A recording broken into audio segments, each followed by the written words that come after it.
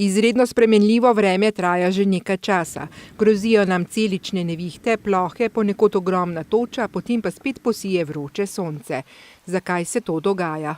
V resnici na ljube je potrebno povedati, da je pomlad eden od tistih obdobij v letu, ko je dinamika vremena nekoliko izrazitejša. Gre za prehod iz hladne v toplo polovico leta in običajno se zgodi to, da potem, ko sneg skopni, se tla hitro segrejejo, pri tleh spodnje plasti troposfere zaradi tega hitro postanejo sorazmerno tople, medtem ko v višjih plasteh pa še vedno ostaja hladen zrak, kar povečuje labilnost atmosfere, povečuje vzponske tokove oziroma konvekcijo in nastajanje nevihtnih oblakov.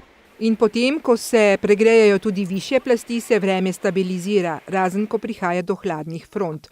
A vseeno v zadnjem mesecu opažamo spremembe. April recimo je prav eksplodiral, kar se temperatur tiče. Naj postrežem samo z nekaj statističnimi podatki. Če smo v marcu recimo beležili za 3 stopinje nižje povprečne in pa maksimalne temperature, so bile te v aprilu od dolgoletnega povprečja, torej povprečne temperature višje za 5 stopinj Celzija, maksimalne pa kar za 6 stopinj Celzija. Letošnjemu razvoju vremena je malce botroval tudi dotok hladnega zraka v obliki višinskih ciklonov oziroma kapelj hladnega zraka, ki so to labilnost samo še potencirale. Težko je reči, da so prav zdaj na vreme in podnebje vplivale človekove aktivnosti, dolgoročno pa vsekakor vplivajo. Ta labilni del torej se je začel sorazmerno pozno, z kakšnim mesečnim zamikom in najbolj je eksplodiral nekje v maju. Maja so pa temperature tako povprečne kot maksimalne še vedno bile za 3 stopinje nad dolgoletnim povprečjem, kar pomeni, da smo imeli recimo sorazmerno pregreto spodnjo plast troposfere, medtem ko v višjih plasteh je pa še vedno vztrajal hladen zrak. Pri tem je treba opozoriti, da višje temperature pomenijo večje izhlapevanje. Pri tem pa se sprosti latentna energija, ki se sprosti tisti hip, ko se vodna para v zraku kondenzira.